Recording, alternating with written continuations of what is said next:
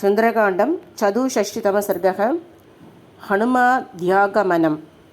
सुग्रीवेणैव मुक्तस्थो कृष्टो दधिमुखः कविः राघवं लक्ष्मणं चैव सुग्रीवं चाभ्यवादयत्।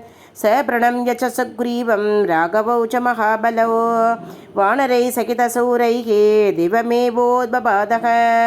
स यदैवागतः पूर्वं तथैव त्वरितं गतः निबध्य गगनात् भूमौ तत्वनं परविवेशक। स प्रविष्टो मध्वनं ततश्चकरयूथपान् विमधानोदितान् सर्वान् मोहमानान् मधुतकं।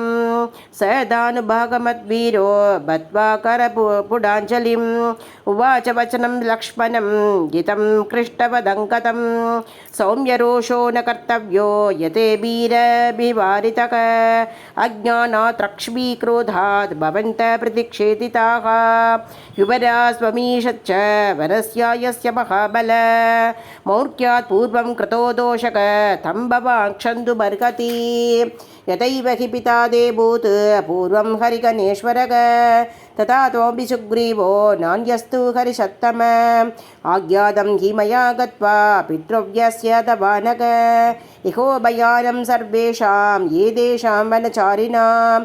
सद्वदागमनं श्रुत्वा सखैभिर्हरियुतभैः प्रकृष्टो न तु रुष्टोषौ वनं श्रुत्वा प्रदर्शितं। प्रकृष्टो मां पितृव्यस्ते सुग्रीवो वानरेश्वरः शीघ्रं प्रेषय सर्वांस्तान् इति होवाच पार्थिवः। श्रुत्वा दधिमुखस्यैतत् वचनं श्लक्ष्मङ्कत अब्रवीन्तान् हरिश्रेष्ठो वाक्यं वाक्यविशारदः।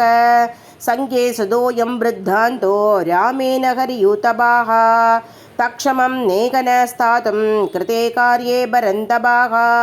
भीत्वा वधू यदा कामं विश्रान्ता वनचारिणः किं शेषं गमनं तत्र सुग्रीवो यत्र मे गुरुः। सर्वे यदात्मां वक्ष्यन्ति समेत्य हरियूथपाः तदास्मि कर्ता कर्तव्ये भवद्भिः परवानकं नाज्ञापयितुं ईशोकं युवराजोऽस्मि यद्यपि अयुक्तं कृतकर्माणो यूयं दर्शयितुं मया प्रवदच्छाङ्गदस्यैवं श्रुत्वा वचनम् अव्ययं प्रकृष्टमनसो वाक्यम् इदम् ऊचावानकनौकशक एवं वक्ष्यति को राजन् प्रभूषन् वानरर्षभ ऐश्वर्यमदमद्दोहे सर्वोऽहं यदि मध्यने तव चेदं सुसदृशं वाक्यं नान्यस्य कस्यचित् सन्नतिर्हेतवाग्यादि भविष्यच्छुभयोग्यता। सर्वे वयमपि प्राप्ताः तत्र कर्तुं कृतक्षणा। स यत्र हरिवीराणां सुग्रीवपतिरव्ययः त्वया हि अनुग्धैर्हरिभिः नैव शक्यं पदात्पदं क्वचिद्गन्धं करिश्चेष्ट ब्रूम सत्यमिदं तु ते। एवं तु वदतां देशाम् अङ्गदप्रत्यभाषत भाडं गच्छामि इत्युक्त्वा उद्बबाध महीतलात् उद्बदन्तम् अनुद्वेतुः सर्वे ते हरियूथपाः कृत्वा काशं निराकाशं